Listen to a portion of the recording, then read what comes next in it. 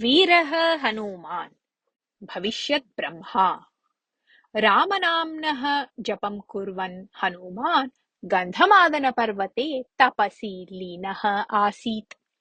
तदा कदाचित् ब्रह्मा आगत्य आञ्जनेय, कलियुगस्य आरम्भः सद्यः एव भविष्यति। कलिकाले भवतः अत्र स्थितिः कष्टाय भवेत्। क्षीरसागरः तु कालातीतः, अतः भवान् झटिति तत्र गच्छतु इति आदिश्य ततः निर्गतवान्। क्षीरसागरे शेषतल्पस्य उपरि शयनं कृतवतः विष्णोः पार्श्वे स्थित्वा नारदः तुम्बुरुः गाने मग्नौ आस्ताम्। महर्षिः नारदः स्वस्य महतीनामिकां वीणां वादयन् भक्तिरसपूर्णानि स्तोत्राणि गायन् आसीत्। एतत् असहमानः तुम्बुरुः स्पर्धाभावेन हयग्रीवनामिकां वीणां वादयन् वीणया मृदङ्गध्वन्यादिकम् अपि उत्पादयन् तालप्रधानतया गाने मग्नः आसीत्। तुम्बुरुः नारदः चापि चिन्तयतः स्म यत् अहम् एव सर्वश्रेष्ठः इति। सर्वस्य सङ्गीतज्ञानस्य विषये गर्वम् अनुभवन्तौ तौ परस्परासूयया परस्परद्वेषेण च व्यवहरतः स्म। स्पर्धाव्याजेन आरब्धा तयोः असूया प्रतिक्षणं प्रवृद्धा। परस्परं दूषयन्तौ निन्दन्तौ च तौ सङ्गीतं परित्यज्य कोपेन गर्जन्तौ वीणाम् एव आयुधत्वेन परिकल्प्य परस्परप्रहारे उद्युक्तौ। एवं विवदमानौ तौ विष्णुं सानुरोधम् अपीडयताम्। आवयोः कतरः श्रेष्ठः इति भवता वक्तव्यम् एव इति। तयोः सान्त्वनं कर्तुम् अशक्नुवन् विष्णुः योगनिद्रायां निमग्नः जातः।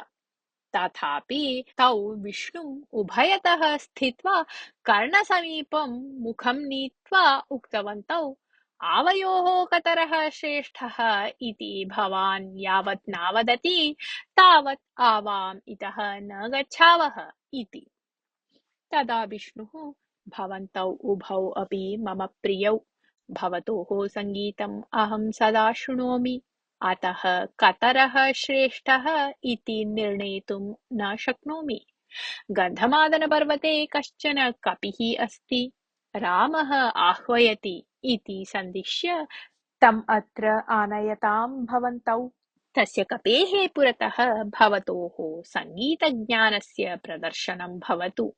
सर्वं परिशील्य सः योग्यं निर्णयं श्रावयिष्यति इति उक्त्वा तौ हनूमतः समीपं प्रेषितवान्। तम्बुरु नारदौ कपिविषयं श्रुत्वा आश्चर्यम् अनुभवन्तौ अपि अन्या गतिः नास्ति इत्यतः गन्धमादनपर्वतम् उद्दिश्य गतवन्तौ। ताभ्यां पर्वतः प्राप्तः।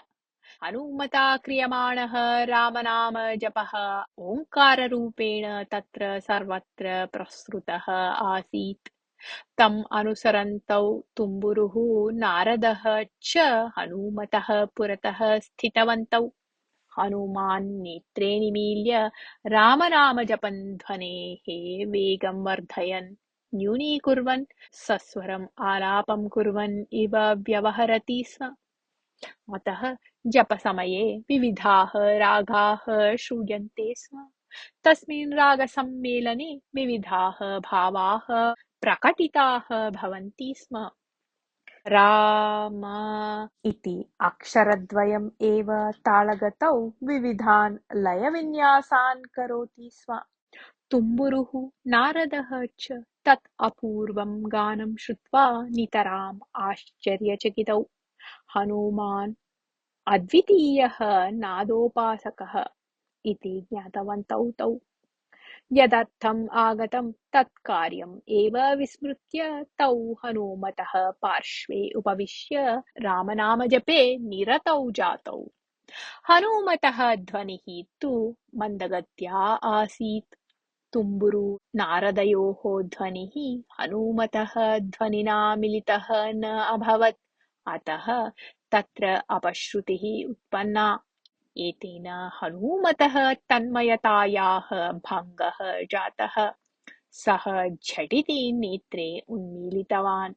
सः स्वस्य पार्श्वे नेत्रे निमील्य रामजपे निमग्नौ तुम्बुरुनारदौ दृष्टवान्। सः झटिति उत्थाय तयोः पादौ स्पृष्ट्वा नमस्कारं कृतवान्। एतत् ज्ञात्वा तुम्बुरू नारदौ झटिति पादौ पृष्ठतः आकृष्य, महानुभाव, महात्मना भवता आवयोः पादः स्पृष्टः खलु? आवां कौ इति जानाति खलु भवान्? आवां तु तम्बुरू नारदौ इति उक्तवन्तौ। भवन्तौ यौ कौचित् स्याताम्। रामनाम ये जपन्ति ते सर्वे पूज्याः मम, नमस्करणीयाः ते। रामभक्तानां पादधूलिं शिरसा वहामि अहम्, तेनैव तृप्तिः मम इति विनयेन उक्तवान् हनुमान्।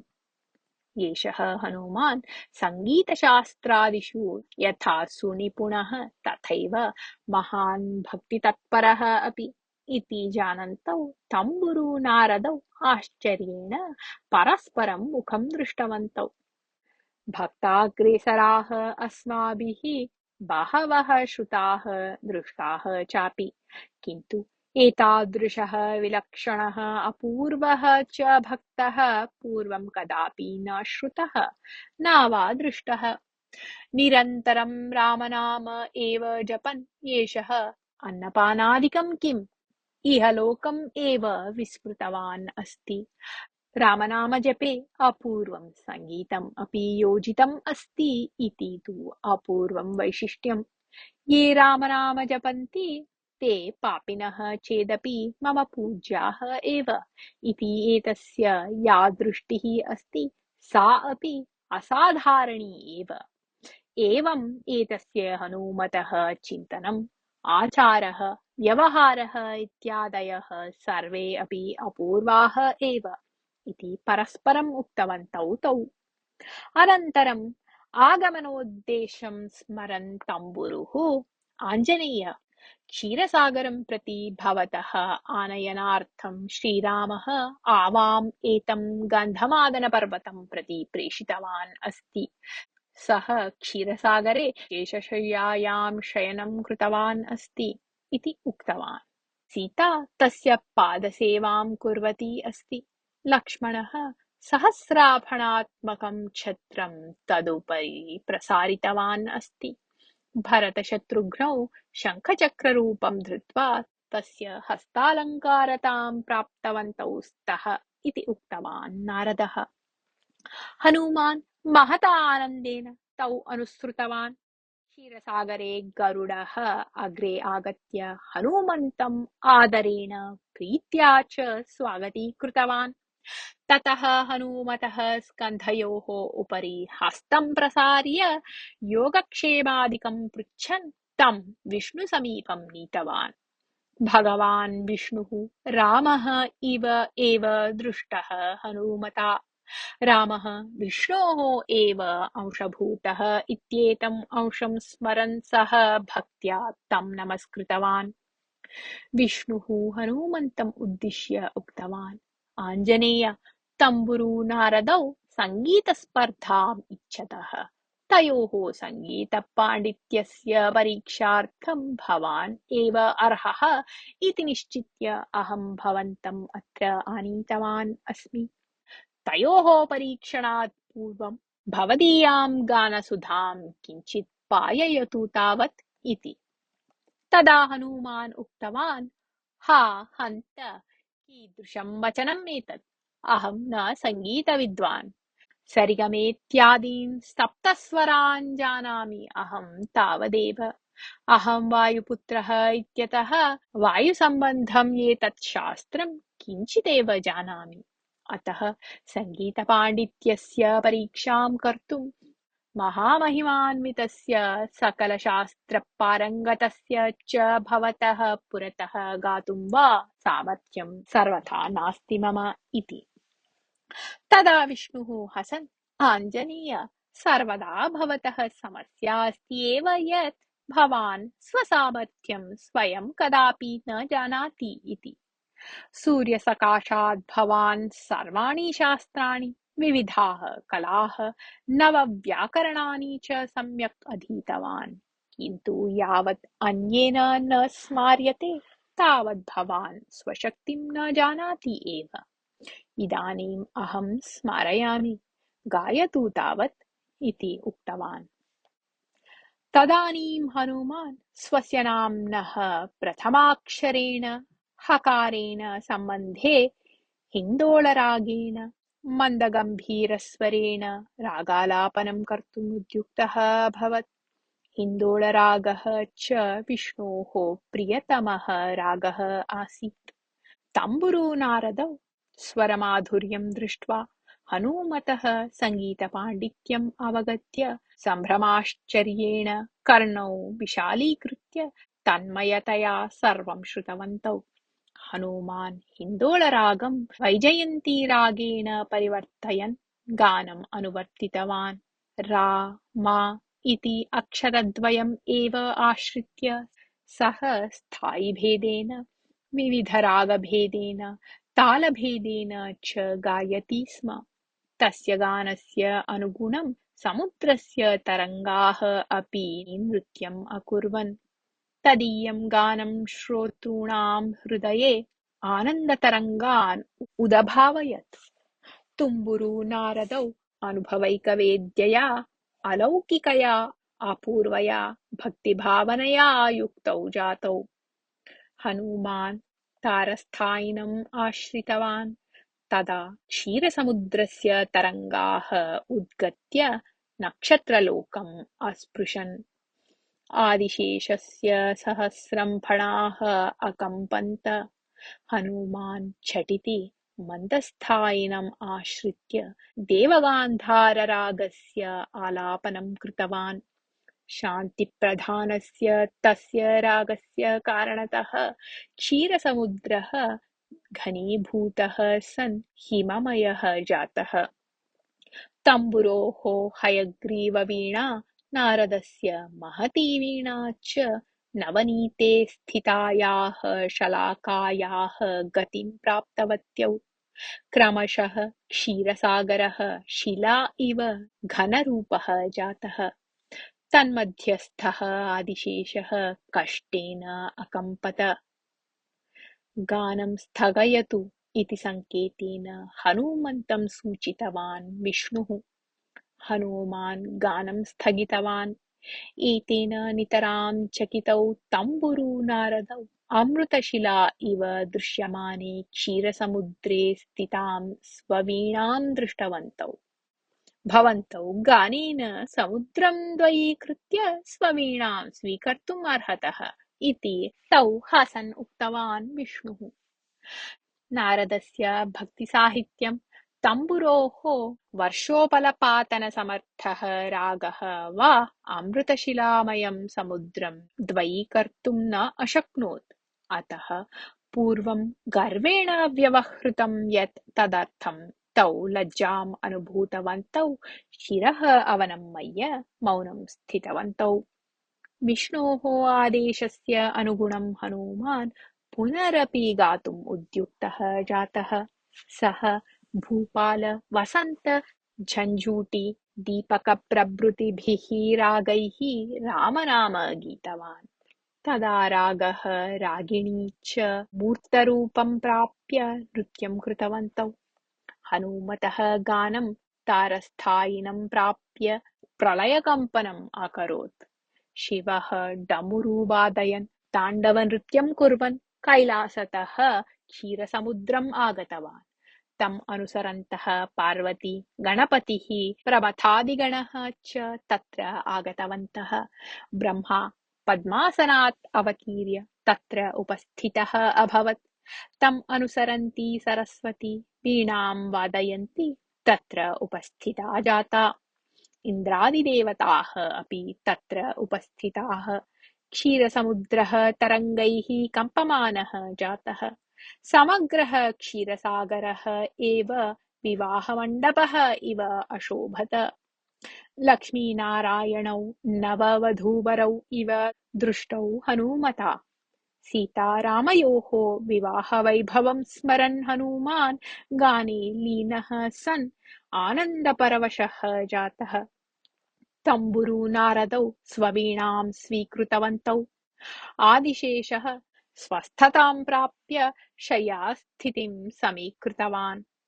हनूमता गीतः एषः रागः हनूमद्गानम् इति प्रसिद्धं प्राप्य चिरकालं लोके स्थास्यति।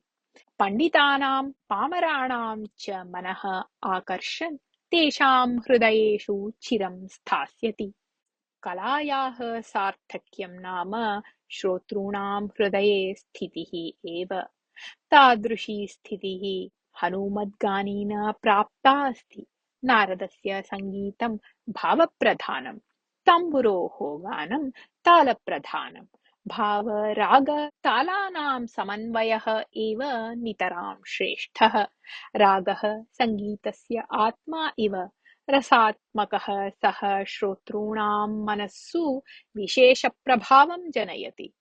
हनूमद्गानं भावतालसमन्वितं चेदपि रागप्रधानम् आसीत् इत्यतः तत् सदा जनरञ्जकं भविष्यति इति निर्णयं श्रावितवती भगवती सरस्वती। ततः ब्रह्मा अग्रे आगत्य उक्तवान्, आञ्जनेय, भवान् कामपि अपेक्षाम् अकृत्वा एव तपः आचरितवान् चेदपि तपसः अनुगुणं फलं तु प्राप्तव्यम् एव खलु भवता। ब्रह्मपदवी अपि भवतः तपसः फलाय न अलम्। तथापि ततोपि श्रेष्ठम् अन्यत् नास्ति इत्यतः तदेव दीयते मया। अग्रिमे कल्पे भवान् एव ब्रह्मा भविष्यति। भवतः मानवानां सृष्टिः भविष्यति इति। अनन्तरं शिवः अग्रे आगत्य उक्तवान्, आञ्जनेय, इदानीं लोके सज्जनानाम् अपेक्षया दुर्जनाः एव अधिकतया दृश्यन्ते। जनाः अहङ्कारेण व्यवहरन्तः, मानवत्वं विस्मृतवन्तः इत्यतः एषा स्थितिः लोके निर्मिता। भवान् कपिकुले जातः चेदपि सदा रामध्याने निमग्नः भवति। अतः भवतः सृष्टौ रामसदृशाः परिपूर्णमानवाः, सीतासदृश्यः कुलस्त्रियः, लक्ष्मणसदृशाः अपूर्वसहोदराः च भविष्यन्ति।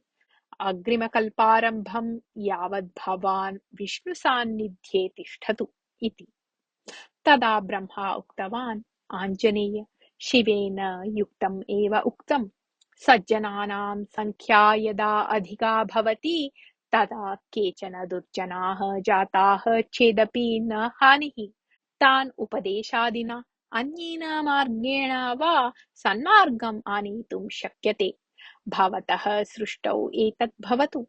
अग्रिमे कल्पे विष्णोः नाभितः नूतनं कमलम् उद्भूय विकसिष्यति। भवान् ब्रह्मत्वं प्राप्य तत्पद्मासनम् अलङ्करिष्यति। भविष्यत् ब्रह्मा सृष्टिकर्ता भवान् एव इति। सर्वे देवाः हनूमन्तं सानुरोधं प्रार्थितवन्तः यत् मङ्गलगानं गातव्यम् इति। एतत् अङ्गीकुर्वन् हनूमान् श्रीरागेण मङ्गलगानं गीतवान्। हनूमान् नारद तम्बुर गरुडैः सह क्षीरसागरे तिष्ठन् विष्णोः सन्निधसुखम् अनुभवन् लक्ष्मीनारायणौ एव सीतारामौ भावयन् तौ सेवमानः तिष्ठति। हनूमान् चिरञ्जीवी। अग्रिमकल्पे सः एव ब्रह्मदेवः भविष्यति। समाप्तम्।